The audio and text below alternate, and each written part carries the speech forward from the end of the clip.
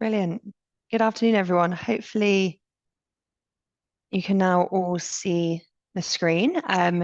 It is 1 minute past, so we will get started, though I can see the numbers still going up. So hopefully more people will be joining us shortly.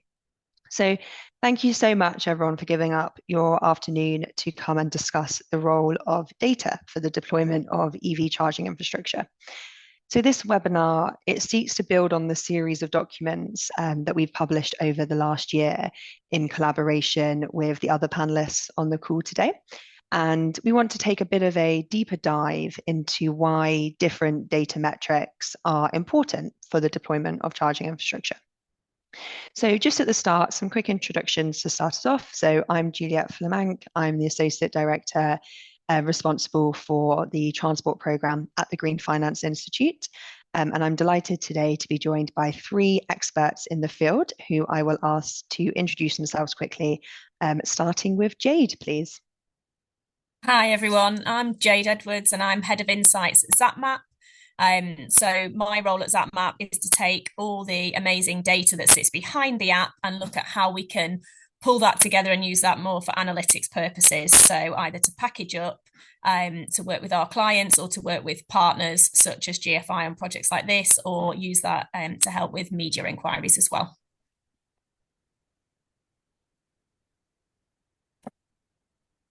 Excellent. Thank you, Jade. Colin.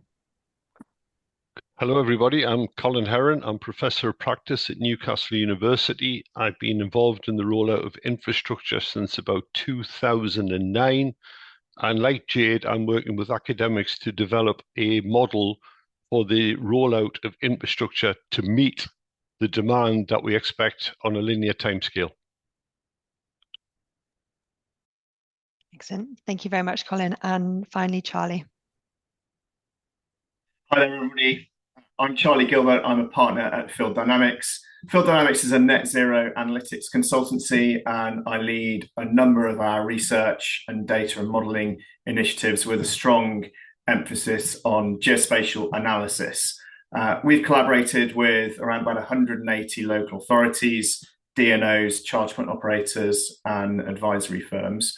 Our expertise spans a wide array of projects from commercial due diligence to forecasting and EV uptake modelling. Brilliant. Thank you very much, all. And you will hear obviously much more from them shortly. So just at the start, just wanted to give a really quick overview as to why an organisation like the Green Finance Institute are putting out these data series, and just a quick bit of summary on these papers. So the GFI, we were set up in 2019 as a direct response to a key policy recommendation that was made to the UK government in the first Green Finance Strategy, which essentially said that there needed to be much more private capital into the green transition, and that that price couldn't and shouldn't be borne all by public capital.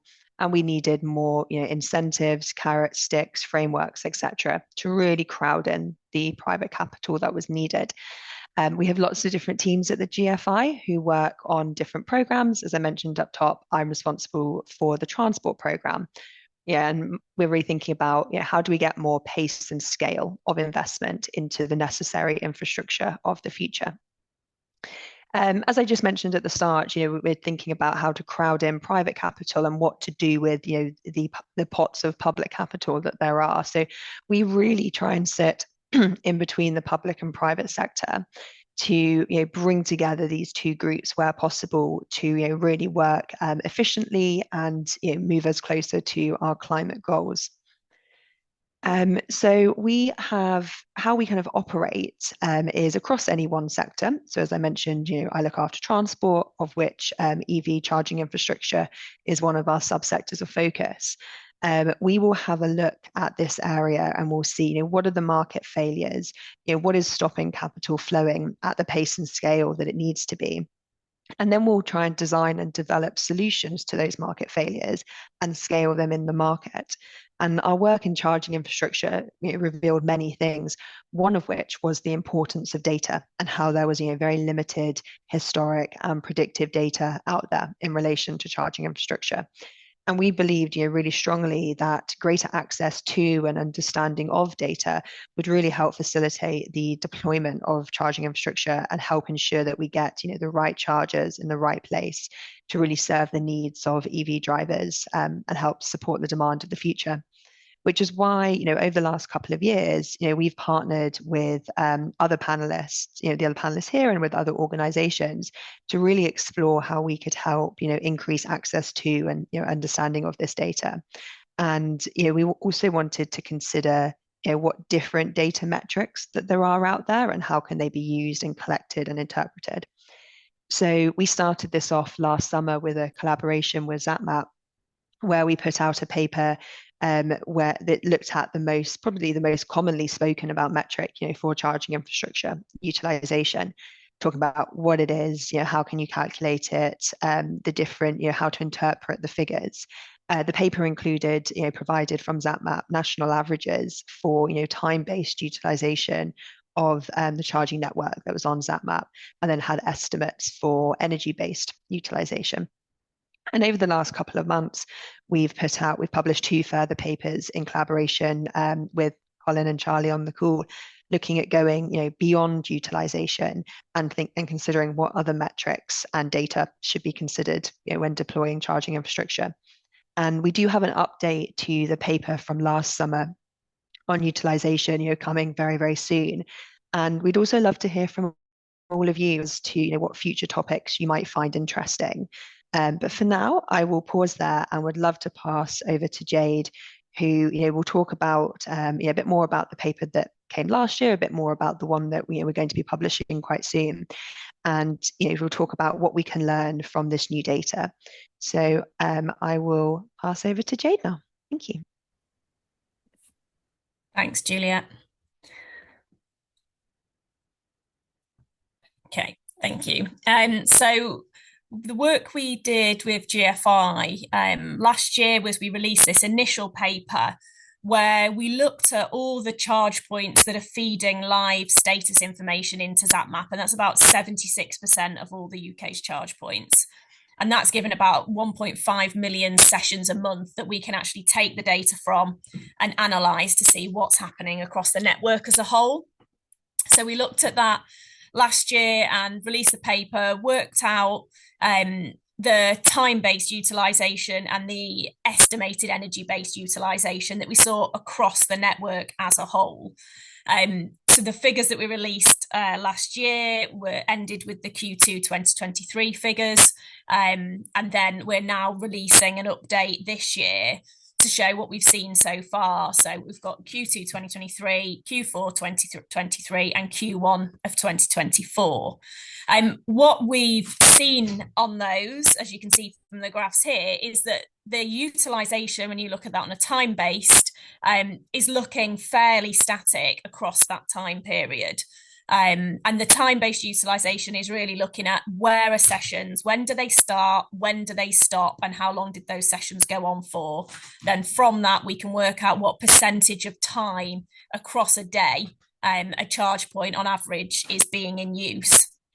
So we get anywhere between sort of 10 up to about 15% is what we see at an average level across all the different power ratings. Now, it's worth noting that the power ratings we've used in this, we've kept them consistent to what we looked at last year. And actually, in a lot of other reporting now, these have been changed so that ultra rapids are 150 kilowatts plus, for example.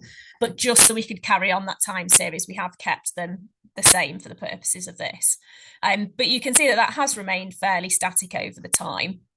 Now, the kind of background context to what's been happening over this period of time as well is that we've seen the EV part go up about 40% year on year, and the number of chargers have also gone up by about 46% year on year. So while these sort of number of sessions and the amount of time that chargers are in use has remained quite static, that's happening on a backdrop of actually a lot of change. And these two things aren't expected to correlate exactly, because, the growth in the charges is very, very different depending on the types of power rating. But adding these extra 40% of EVs into the market with the amazing work that the charge point operators have done to keep rolling out these networks has meant that we've not seen any huge spikes in utilisation, which, you know, seemingly on the on first look, you might think that's brilliant from an investment perspective. We'd love to see huge spikes of utilisation, but actually we're building for the future here. So what you're trying to see is what's happening over time and actually making sure that that infrastructure is there and ready for the next wave of drivers coming out. So I've put some things up on here that sort of illustrate what you don't see in the average. Really. So when you see these averages across the board, and these look quite static over the time period, but actually there's lots and lots of variation within this, and that's really important if you're looking at utilisation and looking at investment. There's lots of peaks and troughs. So we do see a seasonality. We see more use of a public network during the summer months, and also any kind of holiday periods. Where people are doing longer journeys in the UK and using their EV away from home much more often. We see peaks on times of day. So there's, depending on the type of charger, you might see peaks more around lunchtime and it quieter at other times, or other chargers like on street chargers, you may see more usage overnight, and even down to the day of the week. So different usage on a weekday versus a weekend. So when we're looking at this data with clients, we're really trying to split it out and look at these different areas. Another thing that really matters in terms of what the utilisation looks like is the type of location. So are you talking about an on-street charger where someone's going to be plugged in for several hours in order to get that charge, versus where you may be looking at en route chargers where it's shorter bursts of charging, but potentially more of those episodes of charging over the course of the day. So we do see a lot of variation around that. Traffic flows are also really important. So if you think, for example, chargers that are the motorway services, they are in places of peak traffic flow. So you are going to see a difference there than you would see at chargers placed in other areas. And one of the key things, again, to note is that this data includes all those location types. So the motorway services utilisation is included in these averages, and therefore that will pull those averages up against if you actually removed the motorway services from it.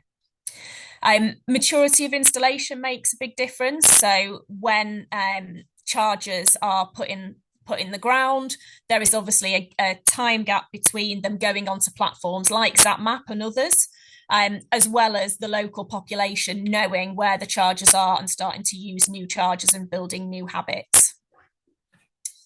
So that does make a difference as well. Size of installation. So, for example, there's been lots of, the hubs are up over 120% actually for 6 rapid or ultra rapid devices over the last year. And so that size of location will make a difference to utilisation, because there are more chargers there for people to be spread out amongst. However, it's also a really good driver to make people want to come to your location if they know there's multiple chargers, because they feel much more confident about being able to get the charge that they need. Other things also impact, like the facilities around, if people are driving there to do other activities as well. So, for example, supermarkets, that will make a difference in how that utilisation happens. And then finally on that is the kind of the driver profile. So in the new report that we've done, we've actually got a case study from Chargy, which was built around the 60,000th device that went live on ZapMap. And actually its neighbouring devices. So there's a case study in there which shows that actually that driver profile can make a huge difference to the utilisation that's happening on a particular set of devices. If there are some high mileage drivers that are living and using your devices regularly, then that can make a really big difference and really take it outside of these averages overall. The other final thing to say really is about the estimated energy-based utilisation.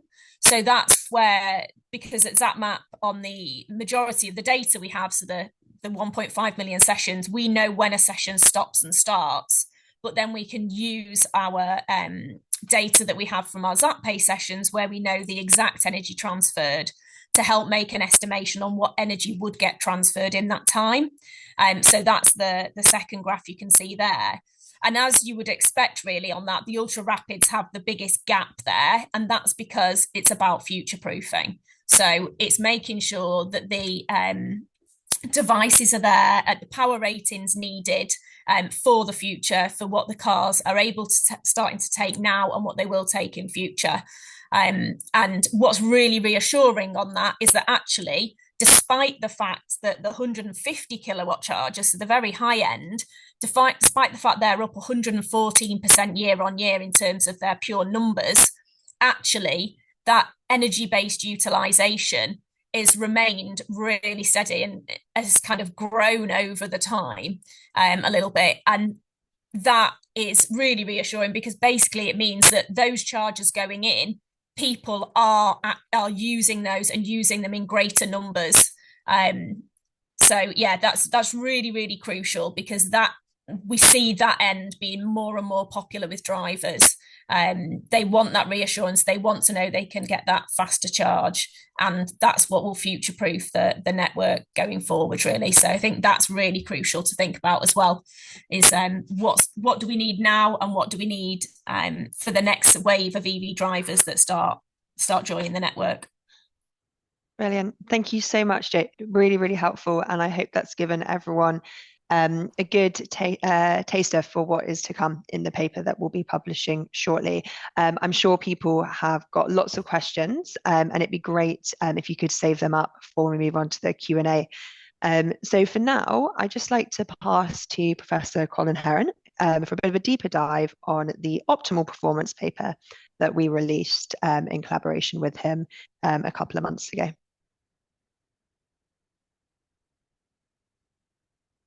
Oh, I think you're on mute still, Colin. There's always one that does it, isn't there? Just to clarify, I've personally been driving an EV now for 12 years and started with the first variant of the Nissan Leaf. Currently, or for the last 8 months, I have not had a domestic charger, and I rely on the hubs that are in my region and recently on the motorway network. So I'm speaking as an academic and a user. Following on from what Jade said, because I've been working with the JFI, we are also looking at this from the investor's point of view. I took an old method. I used to work for Nissan, and in engineering, we used to work with OEE, overall equipment effectiveness, which basically says if you buy a machine that stamps 18 times a minute, it will work for 24 hours, it will be used for 24 hours, and every minute of the day, it will stamp 18 times. If it doesn't, we need to know why. So we allocated this logic to DC chargers, predominantly DC chargers. So we looked at availability, which is quite a blunt tool. Does it work? So if I turn up, does it work? What's its availability? Its use, of course, is time-based use and power-based use. Out of 24 hours, when is it being used? And we do know that the profile of use for DC chargers and AC chargers is different. We also know there's an operational window of use, which is not 24 hours, except for taxi drivers in the middle of the night. But what we've been focusing on is what we call, if we look at the speed as an OEE, the limiting factors. So what are these limiting factors? These are the things which actually have a big impact. So next slide. Right.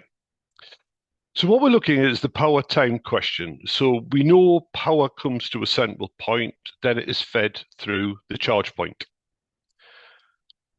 The big difference is the vehicle and the driver. So one of the things for an investor is the charging window. When do people charge, and can we vary that charging window? Can we influence them to do something different? What is the capacity of the battery? My first battery was 24 kilowatt hours. My current one is 52 kilowatt hours, and that is quite small. The average now is 60 to 70. When I get to a charge point, is it actually available? The other question is, how many vehicles at any point in time will turn up to use that charger? And we were asked to do an analysis by one of the motorway services, which said over the next 10, 15, 20 years, how many vehicles will come into a motorway service, use a charger, and how much power will they take? What is the maximum charging power of the EV battery? What is the charging curve? Now, we know when we put petrol in, it's quite linear. You put the nozzle in and it feeds petrol at its constant rate, or diesel. That's not the same with an EV. The charging curve varies for each model. And what is the state of charge of the battery when it arrives? That is very important when we look at the charging curve. Is it 20%? Is it 80%? Are people just doing top-ups? At any point in time, what is the power available for the grid? So is the grid holding back from that substation or allowing full power? This then comes, again, in the charging curve. So what is the distribution of power between the connectors? And then what is the behavior of the EV users?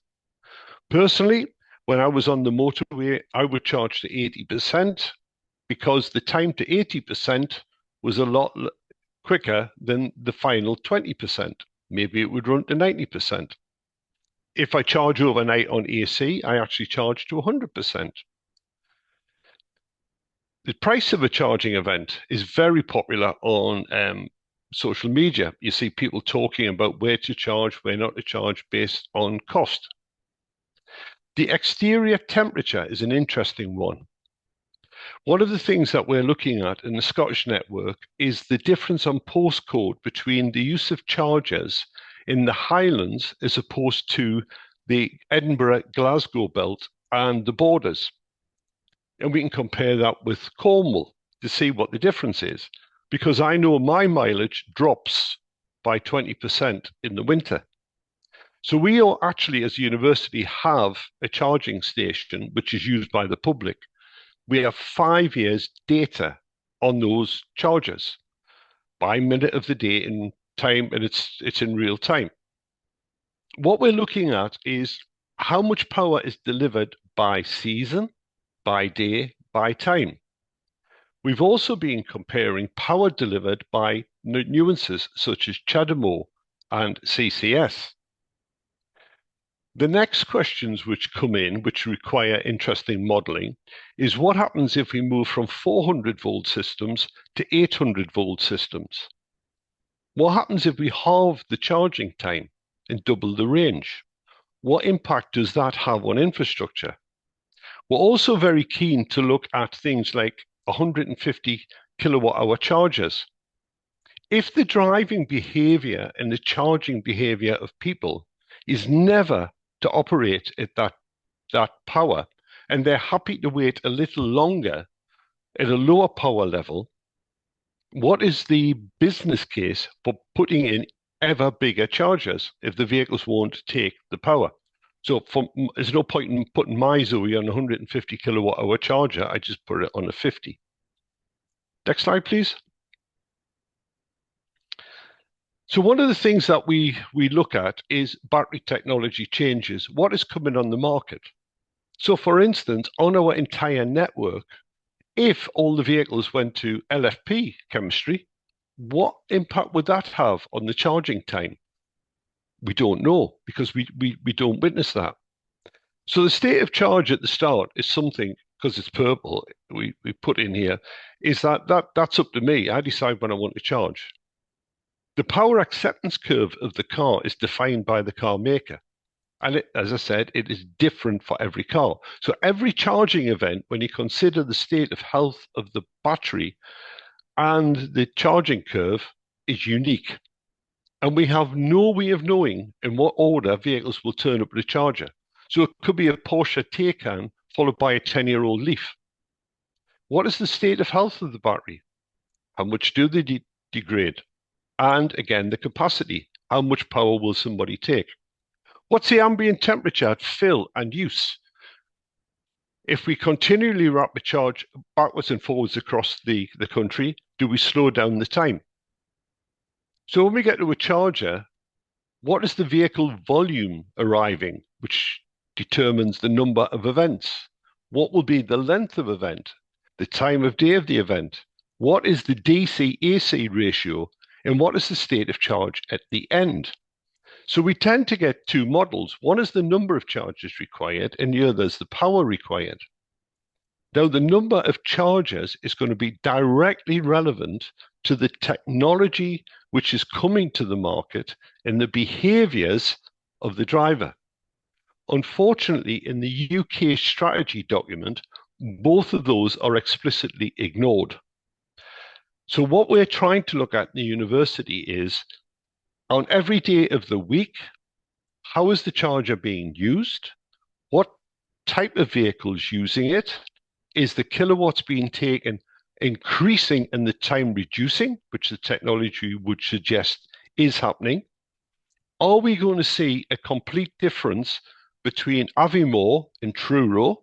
Because again, the UK strategy doesn't take into consideration the fact that people in Aviemore in the winter may need to take 20% more power than the people in Truro. Based on all of this and estimating the life of batteries and the new chemistries has taken us into the world of quantum computing and AI modeling. So this is the area that we're moving into as a university and working with many people to confirm the figures that we're getting is the figures that other people are producing. Thank you. Brilliant. Thank you very much, Colin. Super interesting. And I'm sure lots more questions coming your way as well. But just before we start the Q&A, I'd love to now just hand over to Charlie to take us through the importance of considering consumer behaviour in the deployment of charging infrastructure. Over to you, Charlie. Thanks, Juliet. So I'm going to focus on some research we've undertaken in the third paper of this trilogy, where we discussed how MOT data can be used as a reasonable proxy for understanding, on average, how far we're driving each week. And that drives into our behaviours. I'll provide a practical example of how we'd applied this research at a local level, and then discuss some of the behavioural factors that will likely become more significant as the market matures and as we gather more and more data. And Colin mentioned AI and quantum computing. I think that's definitely the direction of travel it's going to head in to support business cases and validate the assumptions in financial models. So the methodology with its key steps is up there on the screen. Lots of nuance, data cleansing, correlation, validation, but it's helped us to understand the spatial distribution of gigawatt hour demand if the entire vehicle fleet transition to battery electric vehicles at national, regional, and indeed local levels. So to achieve this, we crunched 140 million records. We examined the make and model of each car and van, assessed its annual mileage, and converted that mileage to future energy consumption in the case of petrol or diesel vehicles by using the average battery efficiency of each vehicle category for the BEVs that are on the market at the time. So that's based on the NCAP classification. There's 13 of those. So your Ford Fiestas fall into the super minis, and something like an Audi A6 there into the executive category. Now, assuming that vehicles are generally MOT'd near to where they're used, and yes, there will be exceptions. I'm sure there is somebody who lives in Penzance and who gets their car MOT'd in Lincoln, but the vast majority of vehicles tend to be serviced and MOT'd in the vicinity to where they're used or parked overnight. And that's where they're going to need the majority of their charge. And owning an EV, and I've had two EVs for a number of years, whether for personal or for work use, doesn't significantly change our general patterns of life and behaviours. However, the trends are clear. Smaller cars tend to travel less miles on average per week than larger cars, but most categories of vehicle fall within this kind of 100 to 200 mile range. And mileage is higher in and around the classic commuter belts, Colin's going to lambast me for showing a map of London, but we see higher mileages in and around those commuter settlements at the end of motorways where people are commuting up on major arterial routes, to touch on Jade's point about the significance of footfall. So in 2021, data shows that the average mileage for all cars and vans was 106 miles per week. That's just over 5,500 miles per annum. And there's some slight regional variations. So up north, we tend to drive about 7.4 miles per week more than in the south. But in terms of the distributions, about 87% of vehicles travel less than 15,000 miles per annum, and just over half travel less than 5,000 miles per annum. And you can see that stat there on London, with 59% traveling less than 5,000 miles per annum. So that means that really most modern BEVs now have sufficient range to need one charge, a charge and a bit per week to look at. And I think that then starts to stem into sort of how we operate, where we go to charge, our patterns of life. Now, next slide, please, Juliet. To illustrate how this data has been applied, we've recently collaborated with UK Power Networks DSO, Cenex, and also ZapMap. And here we've tried to look at where that MOT demand is and correlate that with other data sources to help plan where future demand is to support Levi applications, specifically for Tranche 2, which closed last Friday. So here we've got a map of Cambridge, and we've got the 5 districts of Cambridge and Peterborough Combined Authority. That's the total number of gigawatt hours needed if for on-street charging, if we converted all of those vehicles across. Clearly, we can rein that back and apply ZEV mandates or FES trajectories or whatever uptake curves we want to look at. But the cyan and kind of pink colors, that's the MOT data. The blue dots, they are the on-street households. So you can see those on the map there. And the charger icons, that's all the ZapMap data in there as well. And we can start to see where these hotspots of demand are going to be in terms of planning in investing. And certainly from a local authority perspective, people are keen to understand that charging is going to be fair and equitable. So that just gives you an example. If we just roll on to the next slide, I'll just touch on some areas of where I think the direction of travel is going to head. And I think it's going to move not just to where and when, but where and why. And behaviours, I think, are going to become more and more significant.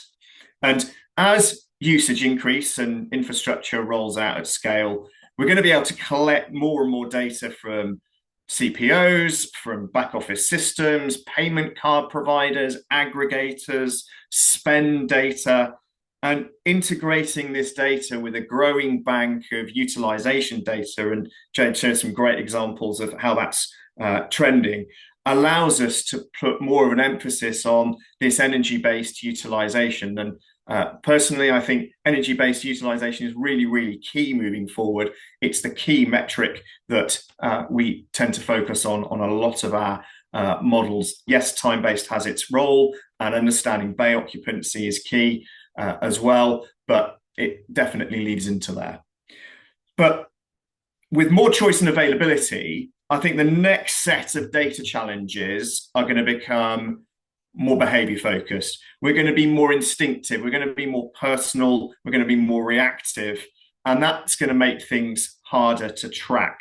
And we're already seeing incentives and discounts and promotions. So you can now get nectar points while you're charging up at Sainsbury's and so on. I think there's going to be a lot of that as the market matures. And that's great because we're trying to drive up and optimize grid usage and increase kilowatt hour sales to drive up utilization rates. But we also need to be mindful that with the proliferation of lots of charging technology, we also need to understand that impact of network cannibalization. What happens if another charger station pops up down the road, and understand how that's going to impact us.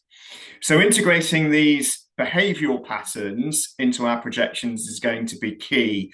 And modelling expected behaviours, particularly around price sensitivity, is going to help to identify new business models and help to capitalise on what hopefully are going to be some really promising investments that are out there. So hope useful to see. And I think I'll now hand back to Juliet to pick up the Q&A. Brilliant. Thank you so much, Charlie. Super interesting. I hope everyone enjoyed going back over some of the papers that we've been releasing. Now, I'll stop sharing screen and can kick us off with our Q&A. I've seen lots of activity in the Q&A box and in the chat box. Please keep them in. I've got a couple of questions that were sent in advance just to kick us off, and then I'll start turning to what's being sent in. So these are questions which I think I'll always direct a question just to one of the panelists. To start with, though, panelists, please do jump in if you want to comment on one of the other questions as well. So just to get us started, I'm going to come to you first, Jade. So you mentioned in your presentation, the utilisation data that we put out last summer and that we'll put out shortly. These are national averages, and you spoke about local and regional variations. What variations do you really tend to see in the data? Perhaps what might be considered normal for somewhere where EV take up is ahead of the UK average, such as London and areas where it's lagging behind. Anything you can share there on local and regional variations would be super interesting.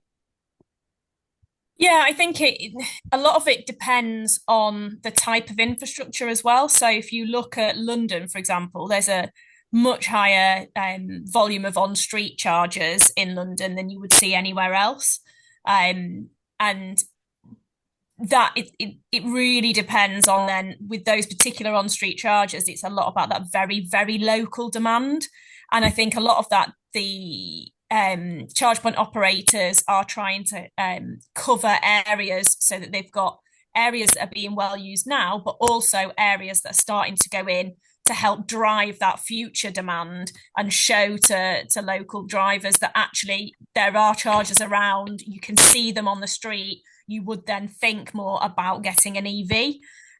So I think it really depends on whether the charge points are serving a need that's already there, or the charge points are starting to signal that there is capacity for them. So I think that makes quite a big difference. And that's definitely what we've seen in that Chargy case study, that some of those chargers, they are actually very close together, but really, really well utilised. And that's because there were already drivers in situ that have started picking up and using those for their sort of high mileage needs, taxi drivers and the like.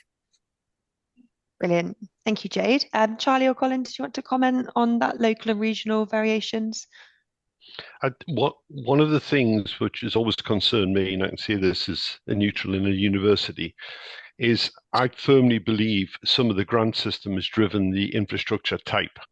And in some of the London areas, the predominance of lamppost chargers is huge, because we have a crazy system in this country of measuring how good a council is by the number of chargers not defined per 100,000 population. So there's a massive incentive for a local authority to put as many low power chargers in as possible, because they're actually rated in the press as a good user. The other thing that we're tending to see is in some areas, EVs for me tend to be a little bit like the virus, where it is, it grows. Where it isn't, it doesn't grow. Then it grows once it gets there. So we once did a study between Manchester and Newcastle, and we found the people in certain areas which had a knowledge of EVs were letting the EV go down much lower and putting more power in. Those people who are new to EVs were just topping them up, and the behaviors were different. So it's going to be a long time before the other 34 million people who haven't got an EV become range aware instead of range anxious. Brilliant. Thanks, Colin. Anything from you, Charlie, or moving on to the next question? Well, I think the other thing I'll just build on that is just looking at the sort of regional disparity. I mean, we do a report every couple of years looking at the coverage of on-street households and how many of those on-street households are serviced by charging that's available within a 5-minute walk. And it's been really interesting looking at this. And the next iteration of our report is coming out next week, and we've been working on it with Jade and the team at ZapMap. And there are some really interesting trends, and that link between the rollout of tendering and financing of infrastructure and how local authorities are approaching their strategy, looking at on-street, looking at hubs, and then trying to work out, okay, what role are we going to play, and how are we going to coalesce with destination charging in retail parks, which typically the commercial market is going to pick up. So helping to kind of look at and focus on those areas. And it is very much a patchwork quilt still in terms of coverage. And that's going to come out in a report that we bring out next week. Brilliant. Thank you. So we've got some really great questions coming through, actually. So I'm just going to start picking up some of these. I think there's one, Charlie, around, can be a little bit more specific on what kind of MOT data was used. Yeah, so it's class 4 MOT data, so it's cars and vans. We have modelled every year from, actually we went back to about 2015, but it's 2018 through to 2021. We're just refreshing 2022 at the moment. And specifically, it's data from DVSA. It's a unique ID for every single MOT that's been undertaken every year. We have weeded out some data. There's a lot of cleansing that we've done. There are MOTs that have been placed in there where people are driving to the moon and back and all that sort of stuff. So we've stripped that out and normalized that data set. And specifically what we've done there is then looked at the postcode area that MOT has taken, and then used the car availability data from the DFT to help to kind of vary that. And that's very much what we're sort of showing you in that example. Brilliant. Thanks, Charlie. Jade, I know when you were talking at the start about the difference between what's happened a year on and looking at the increase in the EV park and increase in charges. There's a question that's come in about what do you think this might look like if resulting utilization will look like if the rate of installation slowed or the rate of EV uptake increase? Could the installed infrastructure be utilized more to support more vehicles, etc.? Any comments there on maybe where the limit might be? Yeah. No, I'm not on mute. Yeah, I think again that the difficulty on that is that it's so down to individual use case and the different types of chargers and where the different types of chargers are. I think if you're looking at something like an on-street charger, then probably the cap at utilization of that is probably lower than you would expect from, say, an en route charger, where there's a much higher throughput of people coming in to charge, and they can do much smaller top-ups and take the energy at the kind of as it's most efficient in terms of that transfer, but not be kind of hanging around on chargers and then moving on more quickly. So I think there's definitely scope for that. I think the difficulty is the peak times. And that's always going to be a tricky balance between having infrastructure that is used well the majority of the time, but there is still that capacity and that scope for those increased peak times and everybody being able to get what they need and not having lots of queuing. So yeah, I think if EV uptake increased at a much faster rate than the chargers were going in, then you could see that increase in utilization. But it really depends, because it depends what type of chargers are going in and where they're going in, as to how that would play out really. I think one of the kind of key things is obviously there's still this real disparity between the cost of charging at home versus charging on the public network. There's always going to be a difference there, because what you're paying for when you're charging on the public network is not just the unit cost of electricity. There's so much more that goes into that. So it is a different service, but things like the VAT equalisation could potentially help drive up more charging on the public network, because I think what we've seen from our user surveys is that drivers have said they use the public network slightly less than they did previously, because of the increased cost of living and the cost of charging on the public network. So that VAT equalisation piece could be really important there, because I think, as anyone who's in the industry understands, it's not that the charge point operators are charging rates that are really high for people to go and use their devices. They absolutely aren't. There's a lot that goes into that, and leads to the price that has to be paid if you're going to charge publicly. So yeah, I think that VAT piece could help on that front. And yeah, I don't think any of us would really want to think what would happen if the rate of installation slowed.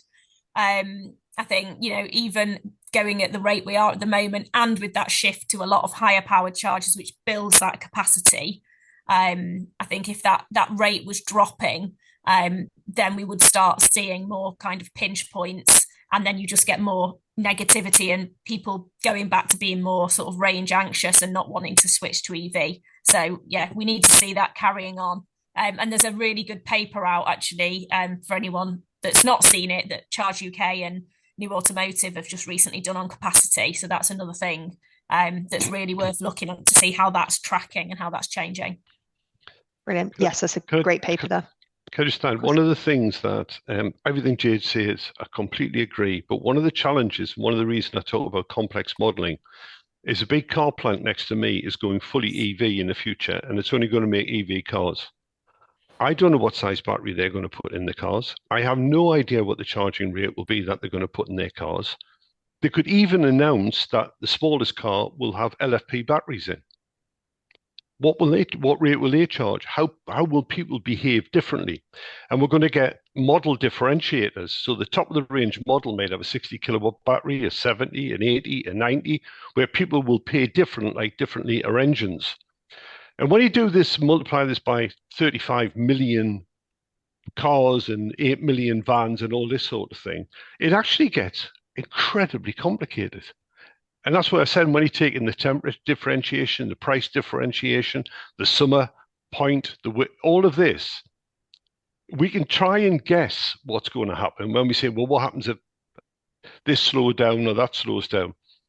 If we reduce the charging rate of a car to 5 minutes full power, we've got more than enough infrastructure now to last us years and years and years.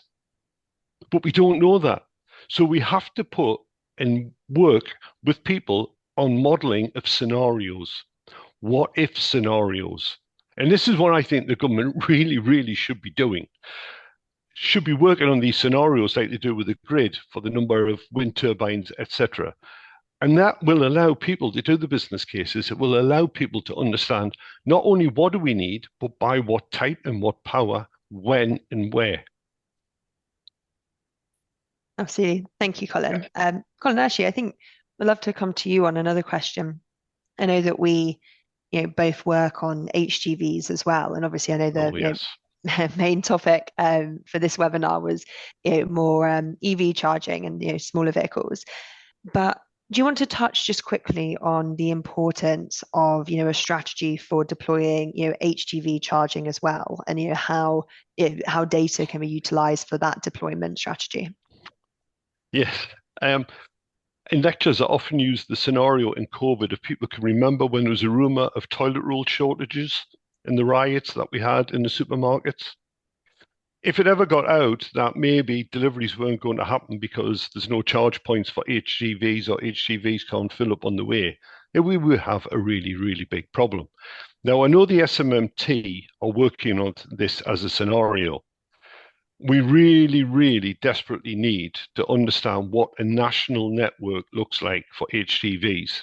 And I know, because I asked the question in Scotland, I said in Scotland, are you talking to Cumbria and Northumberland about how we're going to do this? The answer is no. So we're going to have a Northern Ireland strategy, we'll have a world strategy, an English strategy, and a Scotland strategy, and we'll have regional strategies for HGVs. That will not work. It absolutely will not work. Unless we have HGVs, when we're going to assume they're all electric, running smoothly around this country, we're in big trouble. And I would say the HGV charging network is a bigger priority than the private user charging network. Because if I run out of charge, I run out of charge. If supermarkets are not getting deliveries, if hospitals are not getting deliveries, etc., it's going to be a problem. Now, I know Germany are way ahead on this. They're way ahead on what they're doing. They're rolling the infrastructure out now, and we're at the trial phase. I know GridServe and Innovate are doing the trials. But I think this is an area we really, really have to focus on. It's definitely an area of priority for us moving forward for sure. Thank you, Colin. Charlie, there's been a couple of questions coming through still about the MOT data. I'm going to try and summarize a couple of them into one. So, question of did you accommodate the fact that new cars do roughly double the mileage of older cars? And then another question around how there's a shift in ownership, looking at salary sacrifice that means that MOT might not in the future be as close to use location given turnover of company cars. So any thoughts on do you have data sets that might give more direct indication of EV use location? Yeah, so I think a couple of things on the salary sacrifice and that side of things. Absolutely, we do want to kind of model the entire vehicle park. So there's about 38.5 million vehicles, something like that, and only 30 to 35 million vehicles per annum have an MOT. So we did sort of simulate and wash through some of the trends to create that total trajectory. And we do see that fluctuation. Certainly on the first year of the MOT, that is always the highest mileage, and then it starts to fade away, and that mileage decreases. So specifically, what we did for those vehicles that don't have an MOT is we said, okay, let's work on the basis that they will do the mileage that they are going to do on that first year of MOT for that equivalent make and model. So that's kind of how we washed that through. So certainly we do see cars are used and vans are used in the early years much more. In terms of picking up on vans and where we're kind of correlating other data sets in, one of the areas that we look at is understanding fleet demand and where vans are. And interestingly, where we've kind of correlated some data we've worked with for the Association of Fleet Professionals of where all the vans stopped. So it's 5.1 million overnight stops. And that's crowdsourced data from some telematics providers that we work with, aggregated up. We see high van demand and high vehicle stops. So we do start to kind of correlate and see those broader trends. So I live in the Midlands, and around the sort of MOT, M42 belt, there are good concentrations there of vans and vans with MOTs registering. So we do look at that correlation. Brilliant. Thank you, Charlie. So we're just coming through to the final, 6-7 minutes or so. So I'm going to ask each panelist the same question. It's a bit of a forward-looking question. So there's one that's come through about, what kind of data would take this research to the next level? What kind of data sets might be needed in the future? And then another one just to tack on, if you could respond to both at the same time, is the Labour Party have spoken about accelerating the deployment of charging infrastructure before the election. And I know, Jade, you've already spoken on VAT, but is there anything else that you'd like to see from them when as they're coming into power? So that's two forward-looking questions. Let's maybe go to Jade first for a response. Thanks, Juliet. In terms of the data that we kind of need going forwards, I think being able to look at the utilisation data in more granular ways is always really useful. And then also particularly being able to look at the data where it's not just estimated power transfers, but actually being able to look at specifically the power that's being transferred on different types of sessions and looking at that by different types of vehicles. So we can really start to understand what does it look like with those vehicles that are coming out, the newer vehicles with the larger battery sizes or the better capacity for charging. So I think that's really useful data. Also, that reliability side of things. So Colin touched on it a bit in terms of how that builds into the model, that actually understanding what's the uptime look like alongside the utilisation, then you get a really good picture of actually what is the available time that's there. So seeing that sort of gap in between. So I think that's kind of really useful data going forwards. And then in terms of kind of from the Labour Party, I mean, from a ZapMap perspective, it's anything really that helps drive the consumer confidence in EVs. So the obvious thing is changing the end of new sales of petrol and diesel vehicles back to 2030 from 2035. That's kind of the key thing that we think will help support that consumer confidence, which I know most people in the industry kind of agree on. And then the other side of it is anything that they can do that really supports the charge point operators to get things through faster. So anything to do with power, DNOs, making it easier for them to navigate all the processes they have to go through in order to get a new charge point up and running and in the ground. The private sector, the CPOs are going great guns on getting stuff out there and working really hard. And it's just about trying to support them and make it quicker for them, take some barriers away. Yeah. Thank you, Jade. Colin, your thoughts on those two questions? Yeah. First one is, I think we've got enough data for the right people to sit down and produce a sensible model. If somebody asked and we got our heads together, what we are not feeding in is the area I want to come in is the scenarios. What if, what if, what if, what if? And we need a lot of scenarios to come out with that. The other thing which I get frustrated with government is the logic that the more charge ports we get in, the more cars we'll get.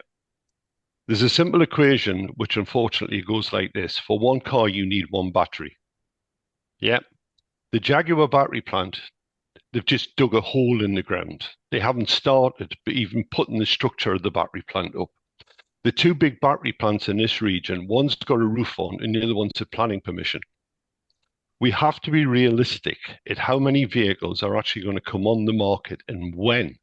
So we need to understand when they're actually going to arrive and what is the characteristics of those vehicles. What's the chemistry of the batteries? What's the charging rates? And all of these have to move into a model. So if I was to ask the Labour government to do something seriously, is to put together a commission or a group of people like us, but it doesn't have to be us, who've got all the data and understand the scenarios to put together a model like National Grid does on power scenarios, put a charger model out there and we can debate it. And from that, we can work out the costs. We can see what the investment opportunities are. But let's do that because unfortunately for ZapMap, they report on what goes in the ground, not on what could be going in the ground, because that's all they get told. So as I say in lectures, we only know what infrastructure we've got when ZapMap put it on a map. Nobody knows what's going in. We just know when it's in. So I want us to move away from hope we're going to get this all right to some sophisticated planning. And I think we have the data. We're just not using it. Thank you, Colin. Sounds like you've signed us all up for a new job as well. Fantastic. Charlie, your thoughts on those two, please, to close us off. Yeah, I'm just going to finish on a couple of elements. Certainly from a wish list of data, I think there should be more coordination in creating a really valuable data set to look at national travel patterns. At the moment, we need to download a whole bunch of data. We need to bend it, shape it, bash it into shape.